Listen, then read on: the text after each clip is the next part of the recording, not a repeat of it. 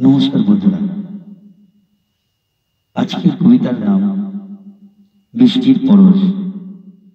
লেখক ও পাঠক গোপাল দাস। বৃষ্টির পরশ লেগেছে মনে মনে, অঝোর ধারায় ঝরছে বৃষ্টি ঝরো ঝরো। বাতাস বইছে এলোমেলো দমকা হাওয়া। অসহ্য গরম বদ্ধ হয়েছে দহন জ্বালায়।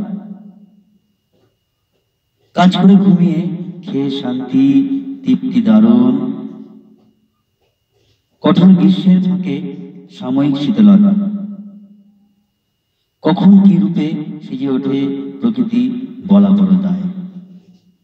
কখনো সৃষ্টির খেলায় মত্ত, কখনো ধ্বংসের ব্যস্ত। কঠোর গ্রীষ্মের ফাঁকে সাময়িক বৃষ্টির পরশ। মন ভরে ওঠে আনন্দ উচ্ছ্বাসে, সাময়িক তৃপ্তিতে। নমস্কার।